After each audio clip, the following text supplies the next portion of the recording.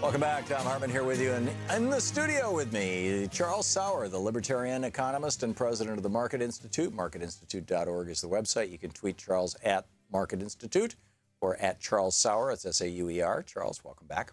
Thanks for having me. So last week you were here and we were talking about how and feel free to interrupt me at any point if I'm misrepresenting this, but this is my understanding of it, how the libertarian worldview on harm, on torts, on damages, is essentially that it should not be, with some exceptions, but generally speaking, should not be the role of government to prevent us from being harmed.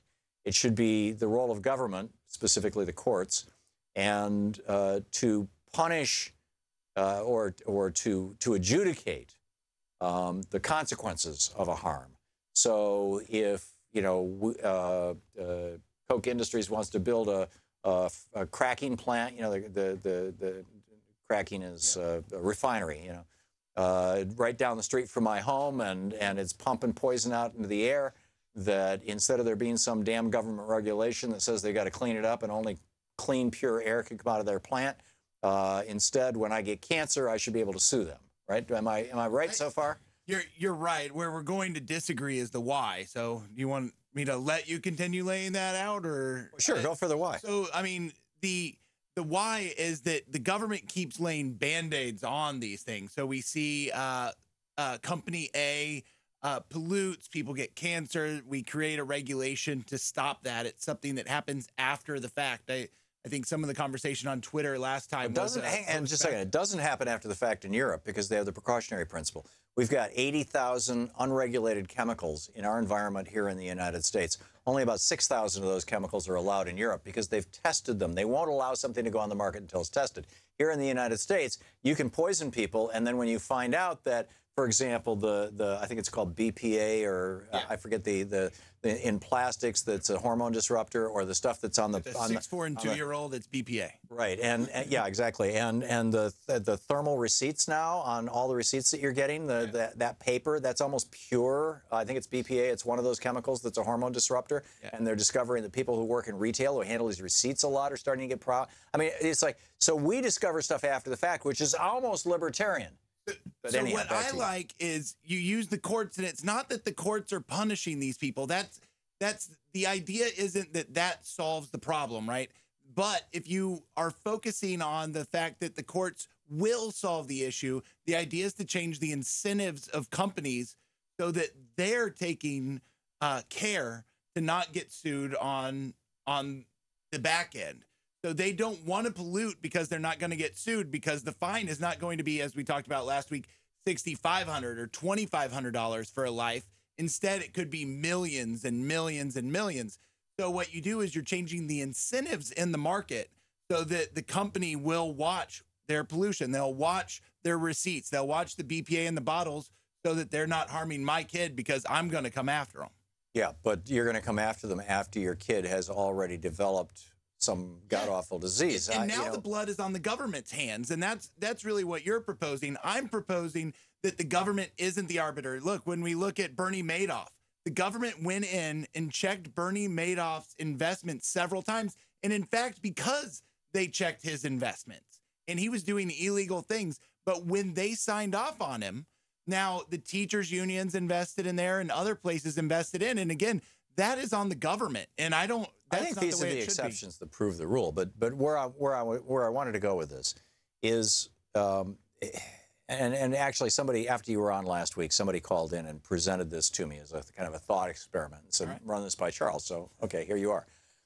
So you live where you live, and you've got 3 kids, and one of them I think is school age, right? 6-year-old. 6-year-old, okay. So your 6-year-old is walking to school or walking, down the street, and it's a school zone. And because you're a libertarian, you lobbied the school not to put up a sign that says warning school zone, because after all, people should be sued to, when they go through there at 60 miles an hour and wipe out a kid. So what are you going to do when your daughter gets killed? I go after that driver like they don't know what was coming. I sue them. I want to get the biggest settlement or price. Well, first, But what if you live in Texas where they've limited, they've had so-called tort reform that the Republicans are promoting, and the most you can get is $250,000. And that is why I have always opposed that tort reform. That tort reform is awful. And what's the worst part about it is that the limited government types and the conservatives that push it don't understand that that's limiting the free market and limiting the market reaction and limiting what I'm talking about is the way that regulation should happen. It's conservatives not understanding their own argument. So let me just get this right. Theirs. So it's fine with you if your daughter is killed as long as you can sue. No, it's not. You don't want to. You don't want to prevent that from happening until after it's happened, until after she's dead. What I think is the bigger deterrent than a little sign that's 25. I live in a school zone, right? I walk my daughter to school every week, and I can tell you how many people don't pay attention to that sign. All right, people are running U-turns in our neighborhood across the school walk. Right. People don't pay attention to government signs because government regulations are every place. On the other hand, if there was a police car sitting there, if there was a camera. If they thought that I could bankrupt them and their kids and their kids' kids, then they might not do it. If I could go after everybody in their family for that's their kind of money. a death penalty argument. The fact of the matter is that typically when people are engaging in illegal behavior, they're not considering the consequences. And you know, somebody speeding through a school zone, I mean, they're not thinking, gee, I might hit somebody and I might get sued. You know, just the horror of killing somebody, I think, is more than enough to stop the, you know, most rational people. But, you know, I'm with the precautionary principle. I think, you know, in a school zone, not only should there be a sign that says this is a school zone, speed limit 25, but also, as you find in many school zones, they've got cameras that point at the cars. They've got things that tell you how fast you're going, so you can know if you're breaking the law. And if you're going more than 5 or 10 miles over that speed limit, that thing can also take the picture of your license plate, and you get a $100, $200 ticket in the mail. And that, it seems like, it would prevent your daughter from being killed. And I don't understand why. It still doesn't have. I mean, you've seen the videos of people running by school buses as their stop sign comes out, right? There's videos all, and I've seen all people, around you know, the I've seen, you know, one of my kids when he first learned how to drive, drove by a school bus and got nailed for it by police, you know, and you know, so I'm very familiar with that. And his parents did not support him in this, you know. I mean, it wasn't like, oh, we're going to go beat this. It was like, you know, you're gonna, you know, pay the fine on this.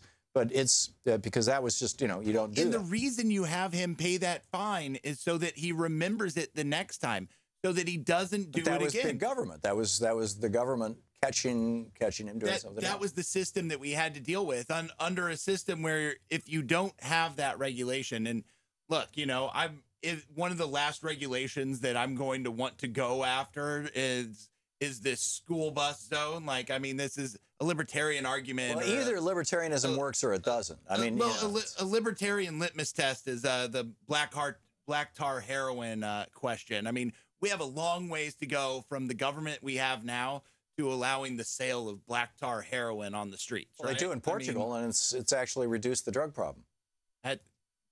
I get it. That's why it's a litmus test. Are you willing to? You know, I don't think that has anything to do with libertarianism. I think that has to do with the stupidity of the drug war. You know, the libertarianism is you know, a philosophy that has never successfully worked in any country in the history of the world, to the best of my knowledge. I will agree that libertarianism is something that hasn't been tested. Well, I think it's tested in every third world country. You know, where there's no regulation and the police are ineffective. No, they are not implementing libertarianism. They are implementing other. I was in, you know, and Ellen Ratner and I were in the libertarian paradise of South Sudan, you know, where the government basically does nothing, but there is a court system. You can sue people in courts. But you know, hey, you know, I had to have 4 guys with submachine guns walking around with me. I mean, it's property rights aren't respected in South Sudan, right? I mean, this is among other things, but property. They are actually. You can buy property, and in fact, you know, Ellen has set up this Goats for the Old Goats thing, and she's set up a little community center, and she bought the land to do it, as far as I know. But you know, we're wandering far afield here. So you're okay with your daughter's school zone not being marked, which means that more and more cars are going to go faster and faster, and her getting killed as long as you can sue, are you also okay with doing away with stop signs and traffic lights? That's big government regulating our behavior for our own good. So it is, and there's this is actually Ayn Rand is actually a believer in government, and I think that this is one of those places where it could be interesting to talk about. I don't believe in getting rid of stop signs and stop lights. Ayn Rand believes that government there is to make things more efficient. So you don't have to carry a gun. You don't have to have security forces following you around. Government is there for a reason. It should just be there for a limited reason. And I think traffic lights are a good limited reason why government should be there. So then why not slow down in the school zone signs? And the enforcement thereof.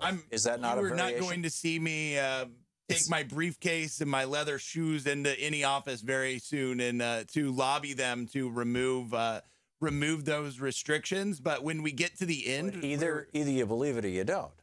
I made the case just a second ago, I believe, for the ability to remove those, because what you said is if you remove, but how is that different from a stop sign? If you remove stop signs or speed signs, then traffic will speed up and somebody's going to get hit. I don't think. But then they can sue. But the number two isn't necessarily going to happen, and that's the issue here. What you do is you change the incentives. You remove the signs and you lift the limit on people being able to be sued. You change the incentives. People slow down. I don't think so. Probably half of America is judgment proof. Literally half of Americans right now cannot deal with a $500 emergency. They have no savings. They're wiped out. The credit card debt in the United States, it was at $800 when Reagan came into office. It's $17,000 now. Yep. It's mind-boggling. So people are judgment proof. They don't care if you sue them. You're not going to get anything. I don't think that that's correct. People think even at $17,000 in debt, people believe that they can get out of it. I mean, this is a financial education issue. Well, but if you hit them with a $250,000 lawsuit, they're just going to declare bankruptcy and walk away from it. We make it just like the student loan debt that everybody else wants. Good luck with that. Okay, Charles Sauer, always interesting. Marketinstitute.org and at Charles Sauer.